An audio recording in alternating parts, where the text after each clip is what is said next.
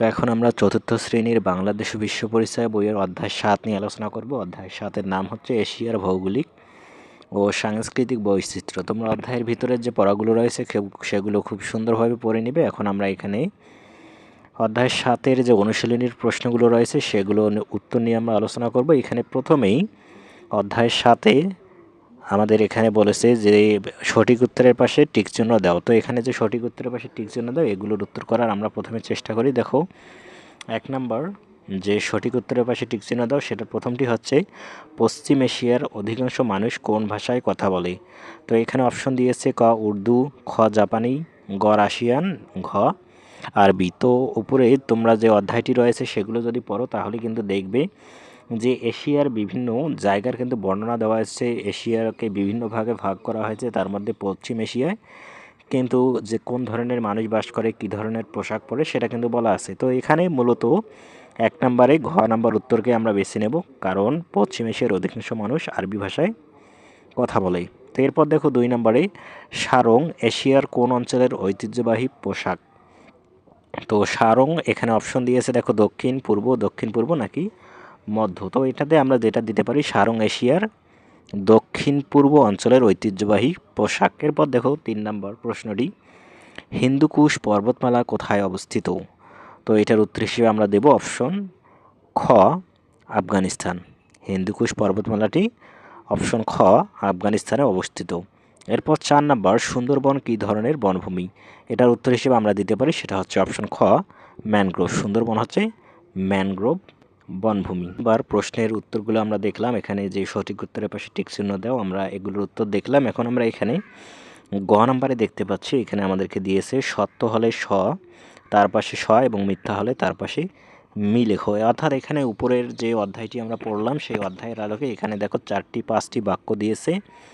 এই বাক্যগুলো পড়ার পর যদি আমাদের মনে হয় যে এই বাক্যটি সঠিক তাহলে আমরা তার পাশে স লিখবো, আর মিথ্যা হলে তার পাশে আমরা মি লিখবো। তো এখানে ক নাম্বার ১ নম্বর এশিয়ার একক অঞ্চলে একক ভৌগোলিক বৈশিষ্ট্য রয়েছে। তো এটি হচ্ছে সত্য, কারণ এশিয়ার বিভিন্ন অঞ্চলে কিন্তু ভৌগোলিক বৈশিষ্ট্যটা বিভিন্ন রকমের। এশিয়া কিন্তু অনেক বড় একটি মহাদেশ। এরপর দেখো ২ ব্রহ্মপুত্র পূর্ব এশিয়ার দীর্ঘতম নদী। তো ব্রহ্মপুত্র কিন্তু দক্ষিণ এশিয়ার পূর্বতম নদী হলেও আর পূর্ব এশিয়ার দীর্ঘতম নদী হচ্ছে কি, কোনটা জানো তোমরা? জানো ইয়াংশিকিয়াং।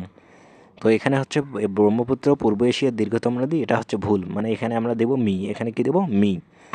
৩ নম্বর দক্ষিণ এশিয়ার প্রধান ভাষা রুশ। দক্ষিণ এশিয়ার প্রধান ভাষা রুশ নয়, রুশ হচ্ছে উত্তর এশিয়ার প্রধান ভাষা। এরপর দেখো ৪ নম্বর ইরান ও এটা তাহলে আমরা ৩ নম্বরের উত্তর কী দেবো? দক্ষিণ এশিয়ার প্রধান ভাষা রুশ, এটা হচ্ছে মিথ্যা, আমরা দেব মি। ৪ নম্বর ইরান ও ইন্দোনেশিয়ার মানুষ একই ধরনের পোশাক পরিধান করে, এটা হচ্ছে ভুল। ইরান ও ইন্দোনেশিয়ার মানুষ ভিন্ন ভিন্ন পোশাক পরিধান করে। ৫ নম্বর বা এটাতে আমরা কী দেব? মি। এরপর ৫ নম্বর মিয়ানমার বাংলাদেশের একটি প্রতিবেশী দেশ। মিয়ানমার বাংলাদেশের একটি প্রতিবেশী দেশ, এটা হচ্ছে সত্য, তাহলে আমরা এখানে কী দেব? স দেব। মিয়ানমার বাংলাদেশের একটি প্রতিবেশী দেশ, এটা হচ্ছে সত্য। এরপর এখানে আমরা দেখতে পাচ্ছি ঘ নম্বরে আমাদেরকে একটি কাজ দিয়েছে, সেটা হচ্ছে বলেছে বাম পাশের শব্দগুচ্ছের সাথে ডান পাশের শব্দগুচ্ছের মিল করো। এখানে দেখো এটা হচ্ছে বাম পাশ এবং এটা হচ্ছে ডান পাশ। বাম পাশে দিয়েছে আরব মরুভূমি, সুন্দরবন, বার্নিং রেইন ফরেস্ট, ইয়াংশিকিং। এগুলোর সাথে এখানে ডান পাশ থেকে কোনটা মিলে যায় সেটা আমরা উত্তর করার চেষ্টা করব। তো এটার উত্তর আমরা এখন দেখি। তো বাম পাশের ১ নম্বরে দেখো কী ছিল, প্রথমে ছিল আরব মরুভূমি এবং ডান পাশ থেকে এটা আমরা নিতে পারি পশ্চিম এশিয়া। আরব মরুভূমি হচ্ছে পশ্চিম এশিয়ায়। এরপর ২ নম্বর সুন্দরবন। সুন্দরবন কোথায় আছে? সুন্দরবন আছে দক্ষিণ এশিয়ায়। ডান পাশ থেকে আমরা যেটা নেব সেটা হচ্ছে দক্ষিণ এশিয়া। এরপর বার্নিং রেইন ফরেস্ট, এটা আমরা ডান পাশ থেকে বা ডান কলামের যেটা থেকে যেটা নেব সেটা হচ্ছে দক্ষিণ পূর্ব এশিয়া। এরপর ৪ নম্বর ইয়াংশিকিয়াং, এটা হচ্ছে পূর্ব এশিয়া। তো এটাই হচ্ছে মূলত তোমাদের এখানে যে ডান পাশের সাথে বাম পাশের মিলকরণ সেটার উত্তর। এখন আমরা পরবর্তীতে প্রশ্নগুলো দেখি। তো এখানে দেখো আমাদেরকে উমো এবং চ নাম্বারে আমাদেরকে দুটি প্রশ্ন দিয়েছে, একটা হচ্ছে সংক্ষিপ্ত প্রশ্ন এবং একটা হচ্ছে বর্ণনামূলক প্রশ্ন। তো প্রথমে এখানে সংক্ষিপ্ত যে 3টি প্রশ্ন দিয়েছে সেটার উত্তর করব, তারপর এখানে বর্ণনামূলক প্রশ্ন দুটির অ্যান্সার আমরা করার চেষ্টা করব। তো উমো নাম্বার বা সংক্ষিপ্ত প্রশ্নের প্রথম প্রশ্নটি দেখো, এখানে বলেছে এশিয়ার ভৌগোলিক ভিন্নতার 3টি উপাদানের নাম লেখো।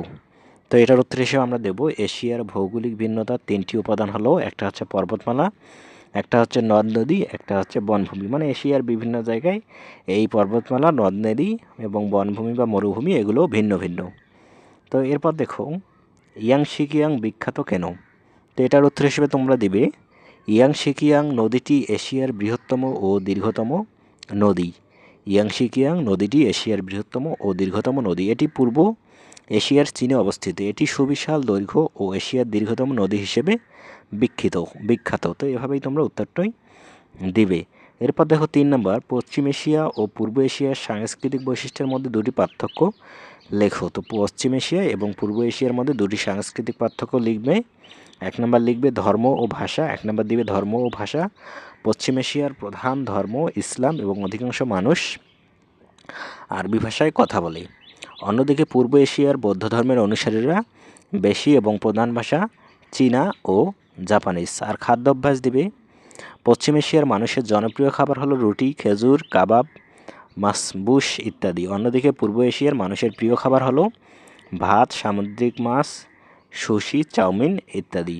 এটা হচ্ছে 3 নাম্বার যে সংক্ষিপ্ত প্রশ্ন সেটার উত্তর। এখন আমরা এখানে যে বর্ণনামূলক প্রশ্নগুলো রয়েছে সেগুলোর উত্তর করার চেষ্টা করব। তো বর্ণনামূলক প্রশ্নের প্রথম উত্তরটি দেখো, এগুলো আমরা খুব বিস্তারিতভাবে 5 থেকে 6 লাইনে করার চেষ্টা করব। বাংলাদেশ এশিয়ার যে অঞ্চলে অবস্থিত তার সাংস্কৃতিক বৈচিত্র্য বর্ণনা করো। তো বাংলাদেশ আসলে কোন অঞ্চলে অবস্থিত বলো তো? দক্ষিণ এশিয়া অবস্থিত, এশিয়ার দক্ষিণে বা দক্ষিণ এশিয়া অবস্থিত।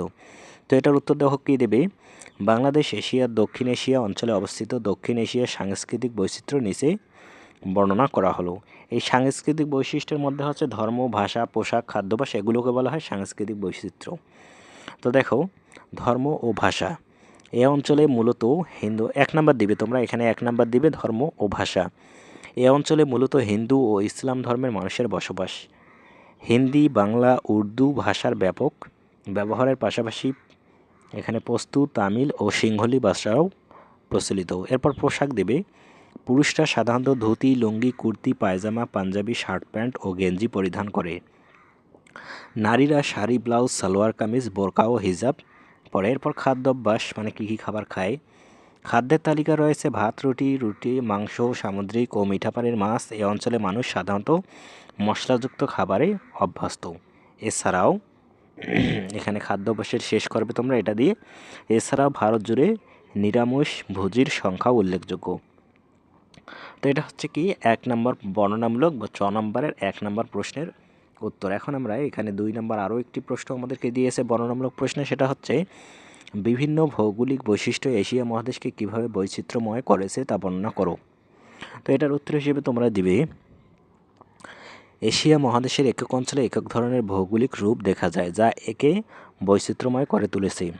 যেমন পর্বতমালা, এশিয়ায় রয়েছে পৃথিবীর সর্বোচ্চ পর্বতশৃঙ্গ মাউন্ট এভারেস্ট, হিমালয় পর্বতমালা, হিন্দুকুশ পর্বতমালা, কুশলুন পর্বতমালা এবং উরাল পর্বতমালা। এরপর দেখো নদ নদী, মহাদেশটিতে সুবিশাল সব নদ নদী প্রবহমান। যেমন এশিয়া ও চীনের দীর্ঘতম নদী ইয়াংশিকিয়াং। এছাড়াও রয়েছে হোয়াংহো, আমুর, সিল্ক, গঙ্গা, ব্রহ্মপুত্র, টাইগ্রিস ও ইউফ্রেটিস ইত্যাদি। এরপর দেখো বনভূমি, এশিয়ায় বিশাল ম্যানগ্রোভ বন, সুন্দরবন, হিমালয়ের পাইন বনভূমি এবং বর্নিং রেইন ফরেস্টের মতো সমৃদ্ধ বনভূমি রয়েছে। এরপর সবশেষে দেবে মরুভূমি, ভূভাগের বৈচিত্র্যে রয়েছে বিশাল মরুভূমি যেমন পশ্চিম এশিয়ার আরব মরুভূমি, গোবি মরুভূমি ও ওথর মরুভূমি। তো এগুলোই এই যেমন জিনিসগুলো বৈচিত্র্য হওয়ার কারণে কিন্তু এশিয়া মহাদেশকে ভৌগোলিকভাবে বৈচিত্র্যময় করে তুলেছে। মানে একক নয়, বৈচিত্র্য মানে পুরো দক্ষিণ এশিয়াটাই কিন্তু ভৌগোলিক বিষয়টা একরকম নয়, এক এক জায়গায় এক এক পর্বতমালা, নদ নদী রয়েছে। আজকে আমরা অধ্যায় 7 নিয়ে আলোচনা করলাম। পরবর্তী ক্লাসে আমরা অধ্যায় 8 নিয়ে আলোচনা করব। আজকের ক্লাসটি ভালো লাগলে একটি লাইক দিয়ে তোমাদের বন্ধুদের কাছে শেয়ার করে দেবে। ধন্যবাদ।